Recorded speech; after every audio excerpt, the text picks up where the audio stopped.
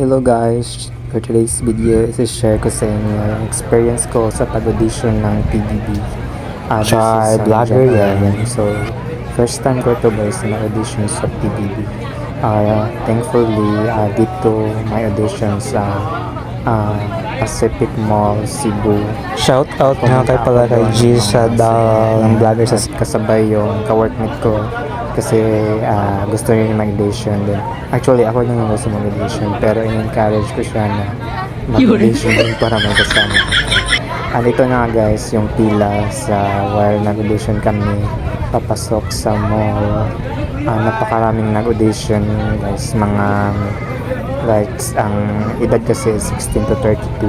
So iba-iba makikita mo ang klaseng tao dito na mostly like yung iba nag-costume na ako wala lang, simple lang kasi gusto ko lang maranasan yung experience or maka-experience na paano mag-audition ng ganito PBB. Then may nakita akong vlogger ito si G Sadal, isa siyang vlogger dito sa Cebu na sikat, yung nakaasawa ng foreigner. Then may nakita din kaming isang foreigner na half Canadian. Ito siya, parang kalob na kalob siya guys. Tsaka talkative.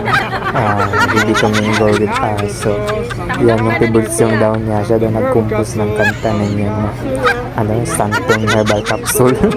Siya daw yung singer niyan guys.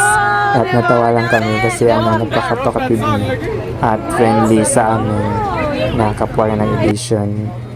Then nakita rin namin si Karina guys doon sa event mismo ng audition at diyan nagpo-promote ng beauty product at ginamit niya yung isang auditionee si Yan Girl, parang sila nag-act about sa product na pinopromote ni Karina.